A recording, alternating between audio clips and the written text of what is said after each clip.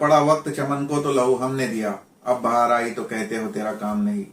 टीपू सुल्तान रहमतुल्लाह अलैह के बोर्ड को निकालने और उनकी बेहुरमती करने के वाकया किसी एक समाज की या एक बिरादरी की हार नहीं, बल्कि ये उस मुल्क के कानून पर विश्वास रखने वाले और शहर के अमन अमान के लिए कोशिश करने वालों के लिए बहुत बड़ी चोट है। इस मामले ने जहां फिरका परस्तों के चेहरे साफ किए, वहीं फर्जी सेक्युलरिज्म का ढिंडोरा पीटने वालों को भी बेनकाब कर दिया है। मैं तो कहूंगा कि यह मामला मुसलमानों के साथ सबसे बड़ी सियासी धोखेबाजी है। एक तरफ फिरका परस्त मुस्लिम दुश्मनी की आग में शहीद टीपू सुल्तान रहमतुल्लाह अलैह की शान में गुस्ताखी करते रहे और दूसरी तरफ मुसलमानों के वोटों पर नगरपालिका में हमेशा से सत्ता में रहने वाले खामोश तमाशाई बने रहे। आज तक देखने में यह आता रहा कि जब भी विपक्ष ने या विरोधियों ने नगरपालिका के कामकाज या भ्रष्टाचार पर सवाल उठाए, फौरन ही माजी आमदार फेसबुक पर या पत्रकार परिषद के माध्यम से नगरपालिका का पक्ष रखकर इन्हें जवाब देते हुए दिखाई दिए। लेकिन पहली मर्तबा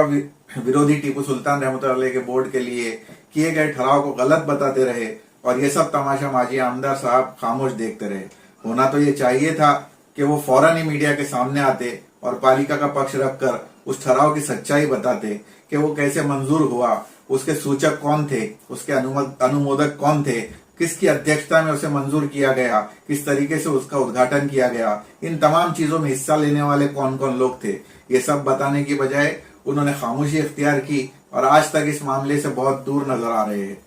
क्योंकि पिछले इलेक्शन में मुसलमान रहनुमाओं ने आपको ये कहकर वोट दिए और दिलवाए थे कि अगर आपको वोट नहीं दिया गया तो बीजेपी जीत जाएंगी, फिरका परस्त ताकतें मजबूत हो जाएंगी। आज इतने इकट्ठे वोट देकर आपको कामयाब करने के बाद भी बीजेपी अगर इस शहर में मजबूत हो रही है तो इसका जिम्मेदार कौन है? इलेक्शन जीतने तक तो आपने सेकुलरिज्म की बहुत बड़ी बड़ी बातें की थी, लेकिन जैसे जैसे वक्त गुजरता चला गया, आप खुद शिंदे गढ़ के जरिए बीजेपी के समर्थन में चले गए। सुनने में ये भी आ रहा है कि आपके गढ़ के एक नेता ने माजी नगर सेवक में जब इस मामले की जानकारी मोबाइल के जरिए आपको दी तो आपने बड़ी आसानी से कह दिया कि चौधरियों ने लगवाया था,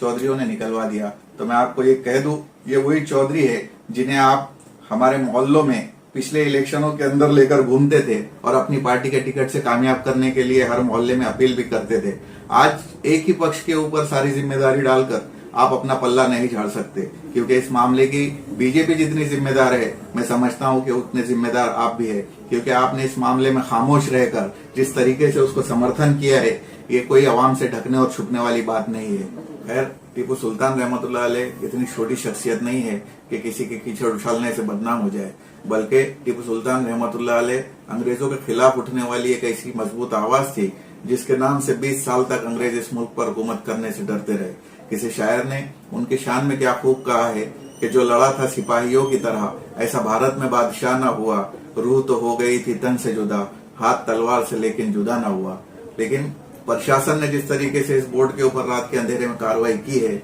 वो कितनी सही है और कितनी गलत है, इसका फैसला इंशाअल्लाह ताला कोर्ट के जरिए से हो जाएगा। लेकिन जो लोग इस हरकत को करने के बाद खुशियां मना रहे हैं, वो ये जान ले कि जिस तरीके से टीपू सुल्तान रहमतुल्लाह अलैह के रहते हुए इस मुल्क के ऊपर अंग्रेजों ने हुकूमत करने से डरते रहे, उस तरीके से उनके चाहने वाले भी आपको कुर्सियों से उखाड़ फेंकेंगे और आपको इन कुर्सियों तक पहुंचने नहीं देंगे जिसकी लालच में आज आप सुल्तान की शान में गुस्ताखियां कर रहे हो।